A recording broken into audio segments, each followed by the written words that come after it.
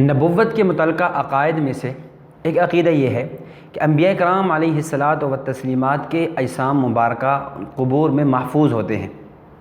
سنن نبی داؤد کی روایت ہے حضرت اوس بن اوس رضی اللہ تعالیٰ عنہ سے، نبی اکرم صلی اللہ علیہ وسلم نے فرمایا، ان من افضل ایامکم یوم الجمعہ، تمہارے دنوں میں سے افضل ترین دن وہ جمعہ کا دن ہے۔ فیہ خلق آدم، اسی دن آدم علیہ السلام پیدا ہوئے۔ وفیہ قبض، اسی جمعہ کے دن آدم علیہ السلام فوت ہوئے۔ وفیہ نفخہ وفیہ ساقہ، اسی دن سور پھونکا جائے گا، اسی دن اٹھایا جائے گا۔ فاکثروا علی من الصلاۃ فی، اس دن درود شریف کی مجھ پر کثرت کرو۔ فإن صلاتکم معروضۃ علی، اس لیے کہ تمہارا درود شریف مجھ پہ پیش کیا جاتا ہے۔ اب صحابہ نے عرض کیا، یا رسول اللہ کیف تعرض صلاتنا علیک، آپ ہمارا درود آپ پر کیسے پیش کیا جاتا ہے؟ وقد ارمت، حالانکہ آپ تو مٹی میں جا چکے، تو ہمارا درود کیسے پیش کیا جاتا ہے؟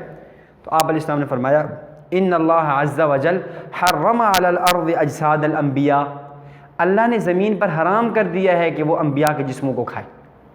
تو اس حدیث سے یہ معلوم ہوا انبیاء کرام علیہ الصلاۃ والتسلیمات کے اجسام محفوظ ہوتے ہیں، انبیاء کرام علیہ الصلاۃ والسلام کے جسم محفوظ ہوتے ہیں۔ تو اللہ رب العزت ہمیں نبی اکرم صلی اللہ علیہ وسلم اور دیگر انبیاء کے متعلقہ جو صحیح عقائد اور نظریات ہیں ان کو اپنانے کی اور صحیح معنوں میں ان کو آگے پھیلانے کی توفیق عطا فرمائے۔ وآخر دعوانا ان الحمد للہ رب العالمین۔